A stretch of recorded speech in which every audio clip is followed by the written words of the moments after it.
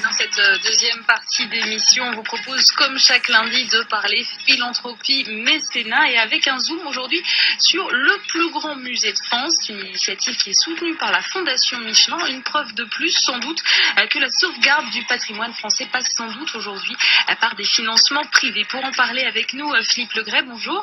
Bonjour. Vous êtes le délégué général de la Fondation d'entreprise Michelin. Avec nous également sur ce plateau, Clémentine Curial, bonjour. Bonjour. Vous êtes la porte-parole de la sauvegarde de l'art français. Et puis Guillaume Déniel, bonjour. Bonjour. Vous êtes le président de l'école du Louvre Junior Conseil. Alors vous êtes tous les trois partenaires au sein du projet dont je viens de parler, qui s'appelle le plus grand musée de France. Le plus grand musée de France, tout simplement, ce sont nos 36 000 communes qui regorgent d'œuvres méconnues, qui ont d'ailleurs bien souvent besoin d'être restaurées. L'objectif, c'est donc d'attirer à nouveau les regards sur ces œuvres et de trouver les fonds pour la restauration. Clémentine Curial, comment est né ce projet du plus grand musée de France? Pourquoi n'y a-t-on pas pensé plus tôt? Pourquoi on n'y a pas pensé plus tôt, je ne peux pas vous le dire. En revanche, c'est né il y a 2 ans. C'est une campagne qui a été créée par la sauvegarde de l'art français, donc l'association que je représente aujourd'hui, en partenariat avec l'école du Louvre Junior Conseil, que je remercie ici. Enfin, je remercie Guillaume, son représentant. C'est un beau projet qui a permis d'envoyer des étudiants à la recherche d'œuvres d'art en danger. Donc effectivement, dans nos 36 000 communes, un peu partout en France, puisque le plus grand musée de France, c'est celui qui est à côté de chez vous, c'est celui qu'on peut joindre sans file d'attente, sans ticket d'entrée, et c'est celui aussi qui mérite qu'on y fasse peut-être un peu plus attention et qu'on y consacre du temps et si possible qu'on le restaure et qu'on le mette en valeur. Justement, c'est ça l'objectif, c'est d'attirer les regards sur tout ce qui peut être oublié dans nos églises, dans nos châteaux de village. Exactement. Tous les objets d'art, les communes font ce qu'elles peuvent pour les restaurer, les services publics aussi, mais on a de la chance d'avoir un patrimoine extrêmement riche, extrêmement varié partout en France. Du coup, c'est un travail qui est énorme, et donc si tout le monde s'y intéressait, eh bien ce serait beaucoup plus facile. Et puis c'est le patrimoine de tous. Donc c'est important que chacun en ait bien conscience. Et Guillaume Déniel, quel est le rôle des étudiants de l'école du Louvre là-dedans? Alors le rôle des élèves de l'école du Louvre, qui est une école d'histoire de l'art, intervient dans le cadre de la junior entreprise de l'école, qui est une association étudiante. Et donc en 2012, nous étions une jeune association à la recherche de missions à exécuter dans le cadre de nos études. Et nous avons rencontré la sauvegarde de l'art français, qui nous a confié une mission de repérage, de médiatisation et de recherche de mécénat en faveur d'objets d'art qui se trouvaient disséminés partout en France, dans de petits villages, principalement les lieux de culte, mais pas exclusivement. Nous avons des choses dans des mairies, dans des salles des fêtes, dans des lieux publics en tout genre. C'est assez éclectique et surprenant. Donc le rôle des élèves était vraiment de repérer ces objets d'art qui sont souvent d'une grande richesse, qui sont vraiment des chefs-d'œuvre dans une bonne partie des cas. Et notre mission est après de les faire connaître, puisqu'en fait ces chefs-d'œuvre, loin d'être méconnus des spécialistes, le sont des habitants des communes en question. C'est-à-dire que la personne qui vit à 50 mètres d'une salle des fêtes, d'une mairie ou d'une église ignore complètement les richesses d'art qui se trouvent à l'intérieur. Et le but était de faire connaître ces richesses afin de fédérer les énergies auprès des propriétaires, donc les collectivités locales, les habitants des communes en question, les mécènes potentiels, les chefs d'entreprise au niveau local ou les chefs d'entreprise au niveau national qui souhaitaient s'investir dans le domaine du patrimoine. Alors, je me tourne vers Philippe Legret, délégué général de la Fondation d'entreprise Michelin. Comment une fondation comme la vôtre arrive à rejoindre le plus grand musée de France? Il y a à peu près 1 an, notre président Jean-Dominique Senard a décidé de créer la Fondation d'entreprise Michelin, et la vision de notre président, c'était d'abord de s'inscrire dans la très riche tradition mécénale de notre entreprise et de donner au travers de cette fondation un nouveau souffle à notre mécénat.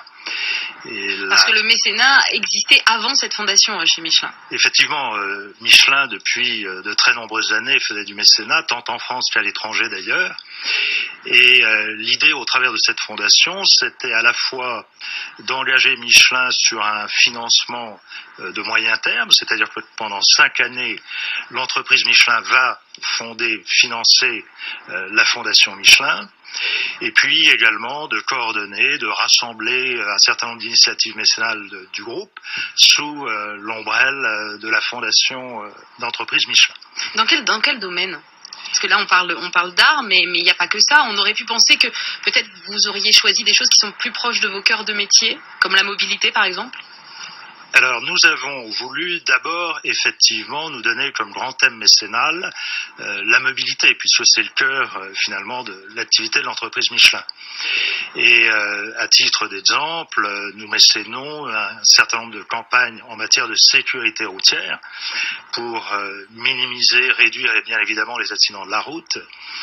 En Asie du Sud-Est, nous mécénons une ONG bien connue qui est les Enfants du Mékong, et dont le projet au Cambodge, en Birmanie, aux Philippines, est de faire en sorte que les jeunes écoliers qui se rendent à leur école depuis leur village fassent un trajet sécurisé.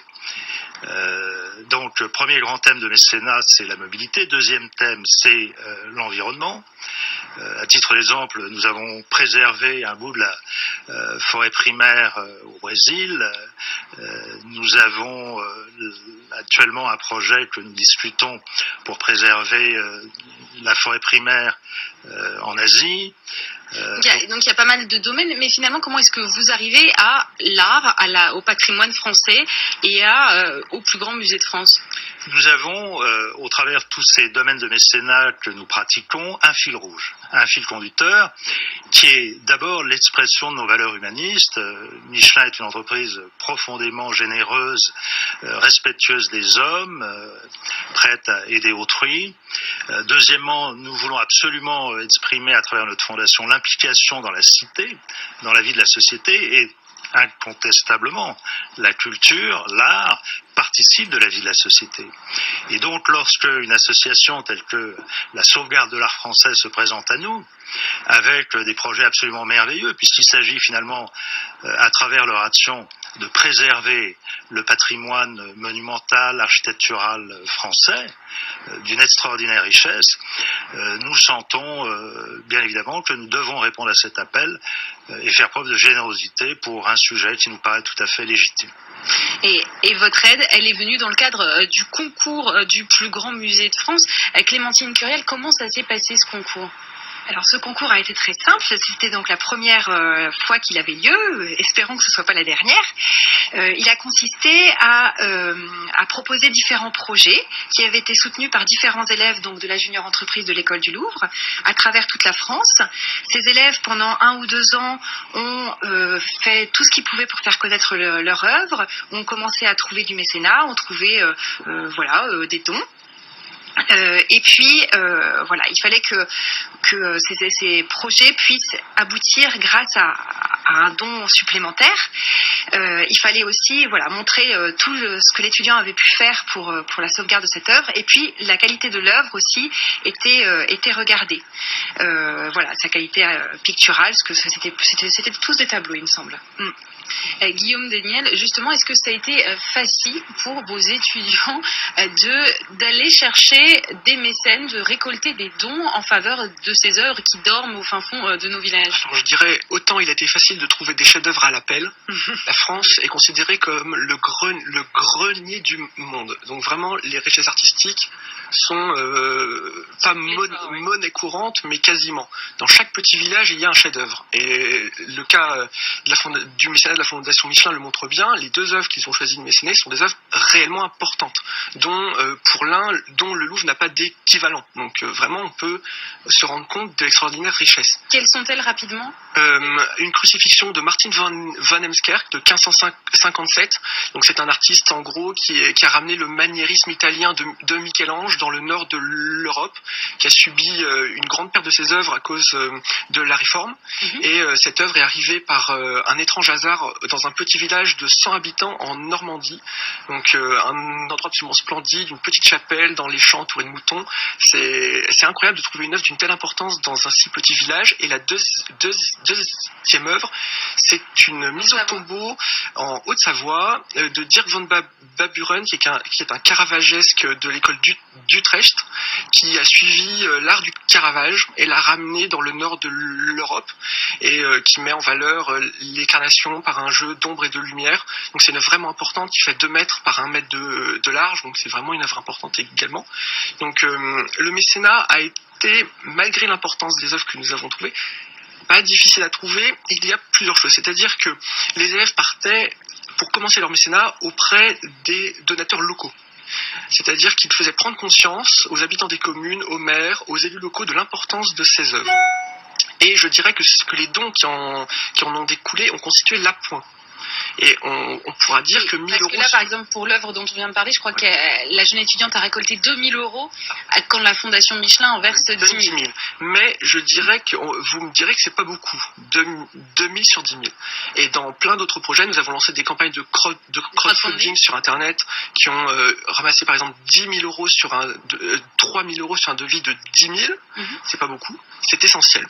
Puisqu'en fait, lorsque vous allez voir un mécène important et que vous lui dites qu'au niveau local, son projet a déjà suscité un intérêt à hauteur de 1000, 2000 ou 3000 euros de dons de 10, 20, 50 euros, donc il en a fallu quand même un certain nombre, il y a un intérêt local. C'est vrai ça, Philippe Legret, quand on vient vous voir en disant « j'ai déjà récolté tant, il m'en manque tant », ça facilite la discussion que oui, si absolument, on vient vous voir en disant « j'ai pas encore commencé mon travail ».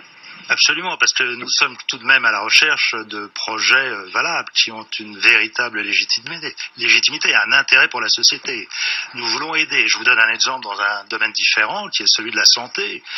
En Inde, à Chennai par exemple, nous allons mécéner ce que nous appelons des cliniques mobiles, c'est-à-dire des bus, des cars équipés d'instruments médicaux, avec dedans des médecins, et nous allons aller auprès des villageois, dans l'état du Tamil Nadu, pour soigner tous ceux, toutes celles qui n'ont pas accès à la santé.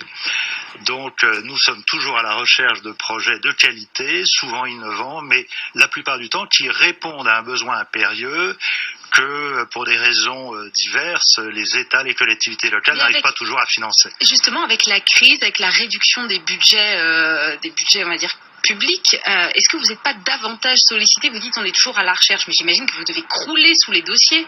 Alors vous avez tout à fait raison, les besoins sont considérables dans tous les domaines, et donc une association comme la nôtre est sollicitée en permanence. Alors la question c'est comment est-ce qu'on fait? Est-ce que nous faisons le tri? D'abord, je le redis, nous nous accrochons à nos grandes valeurs, donc ces valeurs de générosité, d'humanisme, etc. Mais deuxièmement, je l'ai dit, et permettez-moi de me répéter, nous essayons de trouver des projets qui sont implantés dans les régions, les localités où nous sommes situés. Et l'idée, c'est finalement de compléter ce que les collectivités locales font de leur côté. Étant observé, comme vous l'avez bien signalé, qu'elles ont des moyens limités, mais incontestablement, nous avons plus de légitimité à intervenir auprès de nos sites que de manière plus éloignée. Ce que je voudrais également souligner, c'est que une fondation comme la nôtre, pour prendre l'exemple de Clermont-Ferrand, est capable de soutenir à la fois les efforts éducatifs de l'agglomération clermontoise, de financer des spectacles, des ballets à travers des institutions telles que la Comédie de Clermont, des opéras à travers le Centre lyrique de Clermont. Nous faisons finalement beaucoup de choses intéressantes, puisque nous parlions il y a un instant d'art et de culture, de patrimoine. Nous finançons également la Fondation du patrimoine qui elle-même a un rôle très actif pour restaurer les vieux bâtiments. Ça peut être des abreuvoirs, ça peut être des ponts, ça peut être des bâtiments municipaux dans toutes les agglomérations, les villages, les petites villes qui sont autour de Clermont-Ferrand. La sauvegarde de l'art français, c'est une association. Votre budget de mécénat est, je crois, d'1 million d'euros par an. D'où viennent vos fonds? Là aussi, ce sont des entreprises. Alors, il y a des particuliers. C'est un petit peu particulier. On est une association ancienne qui a été fondée en 1921 et dès le départ, notre association a cherché du mécénat pour restaurer des œuvres d'art ou des édifices.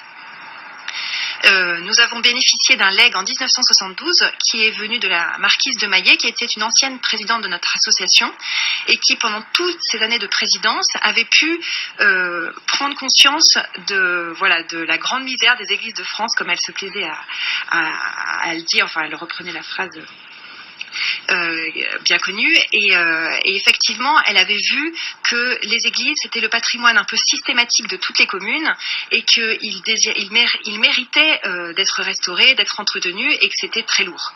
Et donc, elle a légué sa fortune qu'elle a consacrée à la restauration des églises, avec plusieurs critères. Les églises devant être antérieures au XIXe siècle, non classées parce que les édifices classés étaient déjà soutenus par l'État, et pour des travaux de grosses œuvres, c'est-à-dire vraiment pour le plus important, en fait, le plus lourd pour les communes.